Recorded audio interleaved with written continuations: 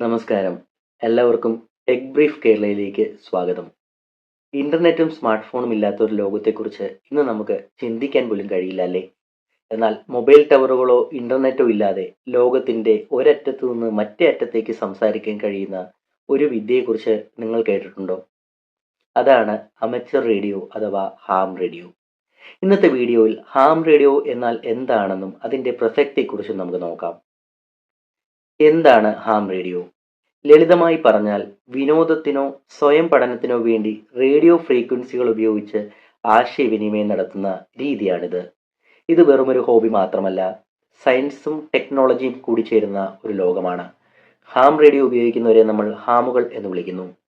വാർത്താവിനിമയത്തിന് സാധാരണ ഫോണുകളെ ആശ്രയിക്കുമ്പോൾ ഹാമുകൾ സ്വന്തമായി വയർലെസ് സെറ്റുകളും ആന്റിനകളും ഉപയോഗിച്ച് അന്തരീക്ഷത്തിലെ റേഡിയോ തരംഗങ്ങൾ വഴി നേരിട്ടാണ് സംസാരിക്കുന്നത്.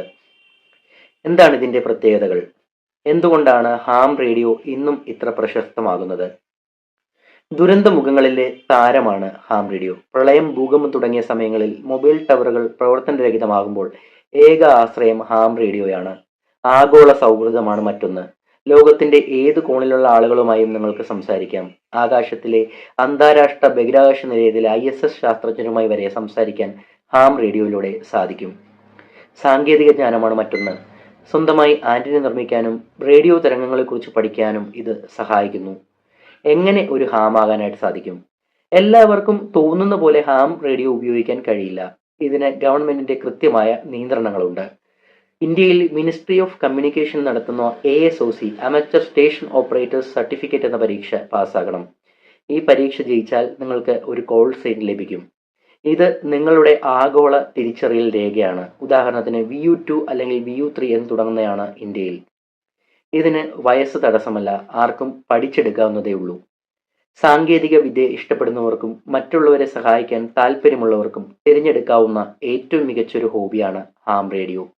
ഇതിനെക്കുറിച്ച് കൂടുതൽ വിശദമായ വീഡിയോകൾ, ലൈസൻസ് എങ്ങനെ എടുക്കാം, ഉപകരണങ്ങൾ എന്താണ് വേണ്ടത് തുടങ്ങിയവ നിങ്ങൾക്ക് ആവശ്യമുണ്ടെങ്കിൽ താഴെ കമന്റ് ചെയ്യുമല്ലോ.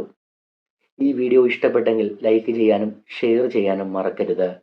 ടെക്നോളജി സംബന്ധമായ കൂടുതൽ അറിവുകൾക്കായി ടെക് ബ്രീഫ് കേരള സബ്സ്ക്രൈബ് ചെയ്യുക. അടുത്ത വീഡിയോയിൽ കാണാം. നന്ദി.